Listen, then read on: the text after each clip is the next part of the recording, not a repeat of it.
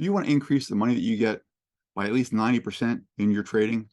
That's exactly what we're going to talk about in this episode of the Real Money Doctor podcast. Here comes Dr. Fred's got your back for life, every day and every night. I'm Dr. Fred Rouse, the Real Money Doctor, nationally recognized expert in short-winter retirement planning, multiple best-selling author, recipient of the Quilly Award, and author of the upcoming book, The Time Is Now. How to increase your yield sooner for faster financial freedom. Trading is a business. And if you're trading, you're in it to make money. And today I want to cover three big things. First off, who are the traders? Who you're playing against? That's important to know. Okay, why having a business is actually important, what the business entities are, and how they go to work for you, and what a business plan is, and how to get that to actually work for you to really change the outcome of your trading. The first thing you need to understand about trading and business is who the other players are. That's a really critical thing to understand, because you're there and you're by yourself. You don't know who's on the other side of things. And with commodities, for every winner, there's a loser. So let's look at who the actual players are. And the first is the producers. These are people actually making this thing, whatever this thing is. They could be the farmers growing the corn or the oats or the wheat. They could be the farmers who take care of the livestock, the cattle and the hogs. Could be the farmers who are taking care of the orange juice plants, the trees that grow the oranges. Okay, so that's a big component. The next thing is who are they selling these things to? These are commercials. That's what they're called, commercials. And they buy the product.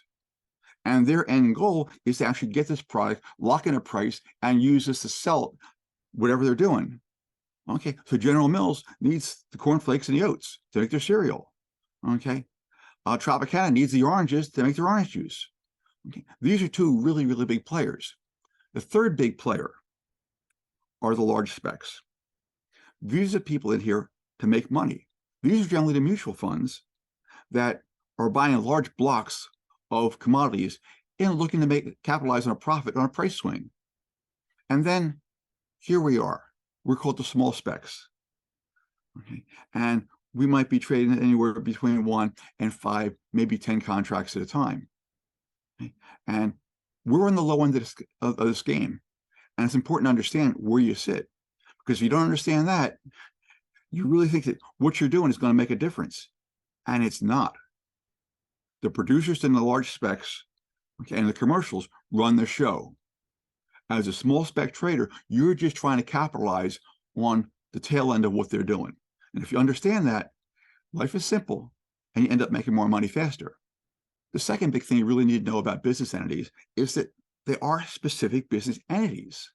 They don't just trade out of nowhere. Okay? The producers and the commercials are all corporations of some sort. Okay, they're a C corporation. Okay, C corporation is a general big corporation, and they file a separate tax return. Okay, the producers, okay, 1120 tax return, C corporations generally. Okay, the commercials, again, large corporations generally. General Mills is a big corporation. They're not a little fly-by-night mom and pop operation. Okay, so they're filing a corporate tax return. Lots of things involved with a corporate tax return. Most retail traders don't want to play that game because it's very involved, it's very detailed, it's really easy to screw it up. Now, even the large specs pretty much are going to be corporations. Now, that brings us to what's left is the retail traders. And for retail traders, you've got a number of options that you can actually use to trade in. The other thing is generally a partnership. Partnership files a 1065 tax return. It's easy to set up. Just two people saying, yeah, I want to form a company and we're going to form a partnership, and you're both liable and you file a 1065 tax return. It's a great thing. Now, in addition to that, you've got LLCs. LLCs are exceptionally popular these days, and it's a limited liability company of some sort. The nice thing is with LLCs is that most states, you can file them online. You can create your business entity online. Now, what happens is most small spec traders, small retail traders, what they end up doing is filing a Schedule C. Schedule Cs are an interesting thing in that they're the easiest thing to start. And anytime you have a small business, you get a 1099. chances are either you or your tax person, whoever that happens to be, file a Schedule C. They list the income and they list the business expenses against it. And the problem is that's the single most audited form there is because it's so easy to do. If you move on back to the corporations and the LLCs, they generally have professionals filing those tax returns, and they could be hundreds of pages. Your personal tax return is maybe half a dozen pages or so. So it's easy pickings for the IRS. So it's something you want to avoid. Now, the reason for the business entity to begin with, and the reason the big players have business entities, is the tax advantages are phenomenal. You can deduct anything that you can justify as a business expense. And the chances of being looked at are really, really small because you got a professional signing off on a tax return. Now, it doesn't matter what it is or how much it costs, as long as you can justify it for a business purpose. You use that same logic on a Schedule C, and you could be 100% right, no problems at all. And chances are you're going to get audited. And if you did everything right, did everything completely right, and you filed a Schedule C, you got audited, I could almost guarantee they're going to find something wrong.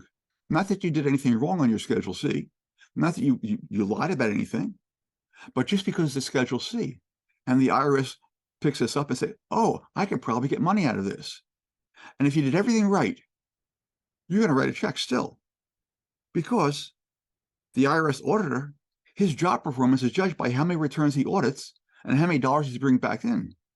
So there's no way, even if you did everything right, that you're going to slide out of an audit without writing the check.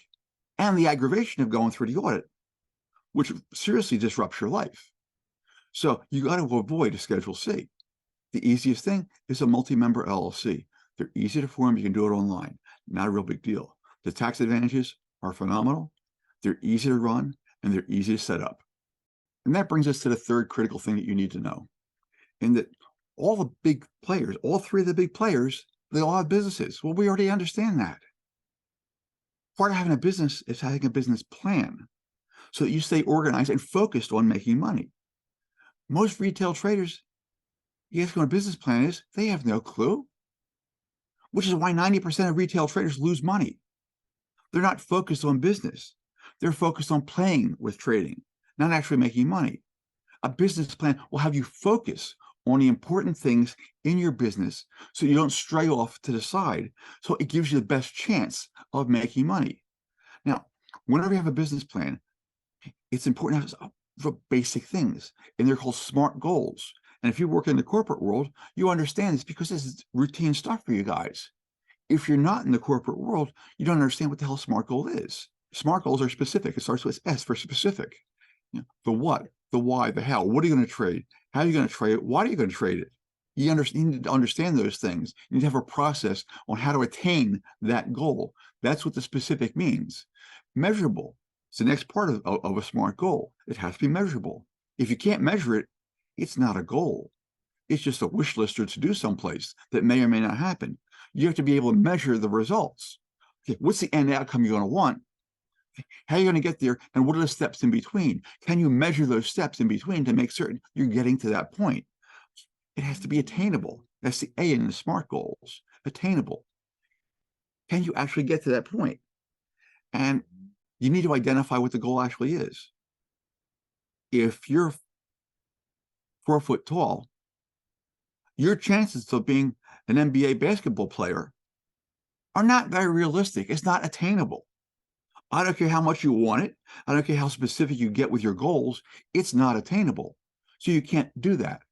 So based on the information that you have, the knowledge that you have, is this thing actually attainable? If it's not, are there things you need to do to acquire more skills to make it attainable? You can't change your height that much, but you can get increased skills and increased knowledge to make that goal that was once unattainable, unimaginable, actually attainable. It has to be realistic. It has to be within your reach. Again, back to the basketball player. If you're 4 foot tall, there is no way you're going to be competing against 7 foot tall people and win. It's just not going to happen. So it has to be realistic in the real world. If you stay in the real world, you're not off in the fantasy land, then you can have a specific SMART goal and you can actually attain that goal. The next really critical, the last part of this is it has to be time-based, okay, which means you need a specific time to have accomplished this particular thing. This goes back to the measurable part also. Measurable is for results. Okay, time-based is when you expect those things to happen. Okay, you expect to make so many dollars by this period of time. Well, if you back that down, then you have smaller bites. Are you measuring these things along the way? And now I have a time frame to look at. Is this realistic? Okay, am I attaining this goal? Am I behind schedule or ahead of schedule? That's why you have SMART goals, so you can do these things. And that reminds me of a short story, journey of two traders. And one went overnight reaches and the other was looking for long-term success. And it was really interesting. The guy that wanted overnight riches, he found a phone app. Okay, trade on your phone. It's a lovely thing, very popular these days. And you know, there's trading tools, research, free research, open up an account with $500, no problem at all. He took a weekend course, found this phone app. He's going to make all this money. The guy's thinking more long-term. He found a course and he found a rather obscure mentor to walk him through things. Considerably slower start though.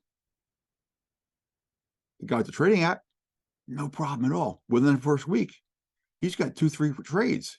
This is happening. Okay, 2 of them are winning trades. This is great. Okay.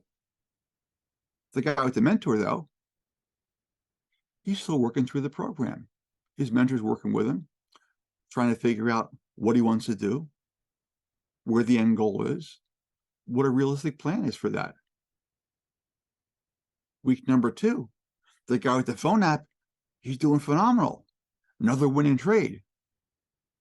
But then he had 2 losing trades in a row. Yeah, so he lost a couple trades. It wasn't a big deal to him. He understood that. It was just part of the game. And he went on because he was still up a couple $100 out of his original 500. So he didn't particularly feel bad. He just figured it was part of the learning thing. No big deal.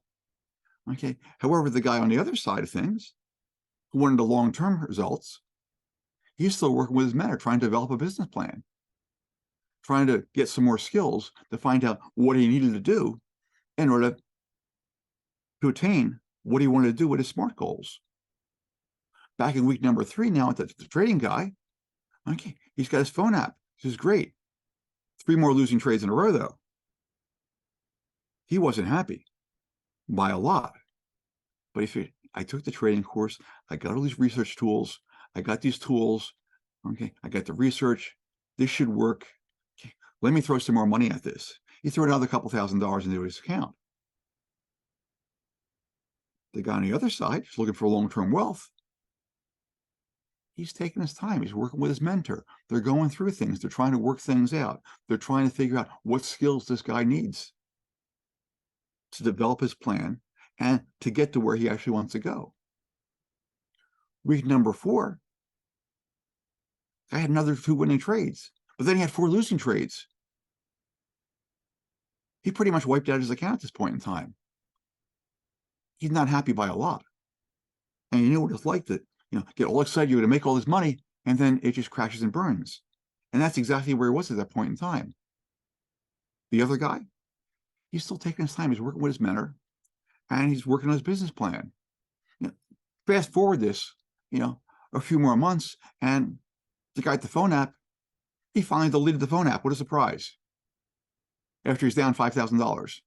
Now, the other guy who wanted long-term wealth, who was working with his mentor and his business plan, they had the business plan established. Okay. Part of the business plan was to make certain he acquired the skills to prove to himself that he could actually make money with the system before he ever traded and went live.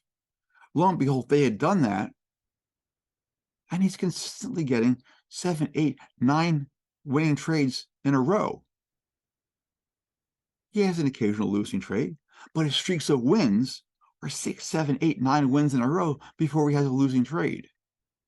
That's the advantage of having a business plan, a mentor and a business plan, because it works you through. It keeps you focused on what's important, not all the little gadgets in between, the lights and the buttons, and, oh, I'm a trader, I've got this phone app on. Look how cute this phone is. No, it keeps you focused on making money. That's why we have a business plan.